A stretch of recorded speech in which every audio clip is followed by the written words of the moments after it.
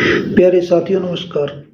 आज हम हिंदी साहित्य के महान महाकाव्य कामायनी का सार समझेंगे, उसके बारे में जानेंगे। यह कृति केवल एक कथा नहीं है, बल्कि मानव मन के दर्शन की गहन अभिव्यक्ति है, जिसके अंदर जयशंकर प्रसाद जी ने मनुष्य के भीतर चलने वाले संघर्ष, भावना, बुद्धि और कर्म को प्रतीकों के माध्यम से प्रस्तुत किया है। कामायनी की जो कथा है ये महाप्रलय के बाद की है।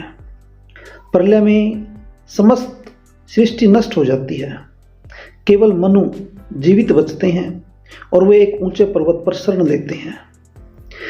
यहाँ जो मनु है वो निराश, अकेलेपन और आत्ममंथन से गुजरते हैं। इसी अवस्था में वे मानव जीवन के अर्थ को खोजने लगते हैं। इसके प्रमुख जो पात्र हैं उनके बारे में थोड़ी चर्चा कर लेते हैं हम।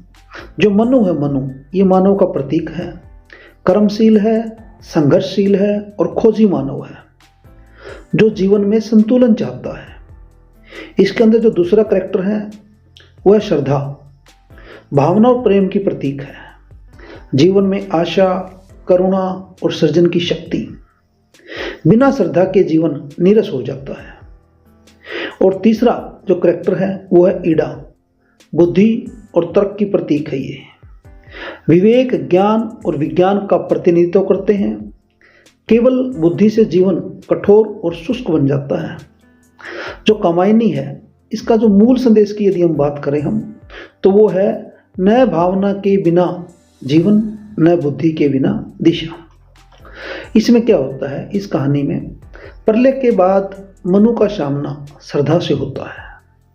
श्रद्धा मनु को जीवन में आस्था, प्रेम और पुनर्निर्माण की प्रेरणा देती है।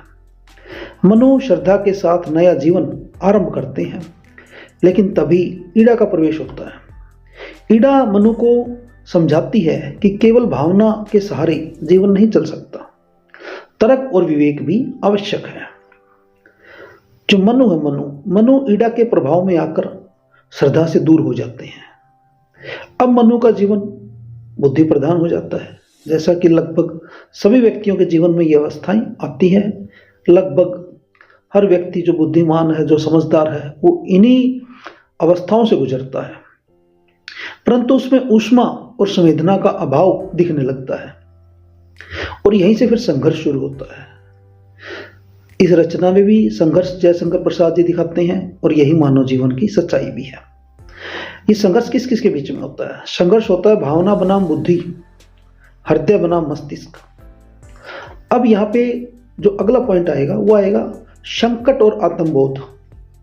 केवल बुद्धि के सहारे बना समाज यांत्रिक और नीरस हो जाता है, जैसे कि वर्तमान में हम देख रहे हैं।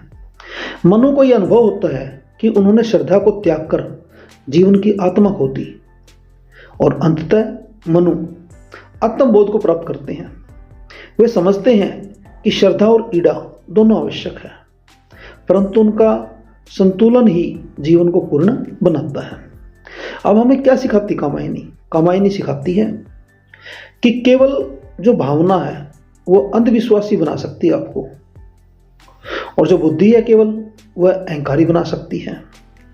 इसलिए भावना के साथ बुद्धि और बुद्धि के साथ कर्म, तब जाके पूर्ण मानव जीवन होता है।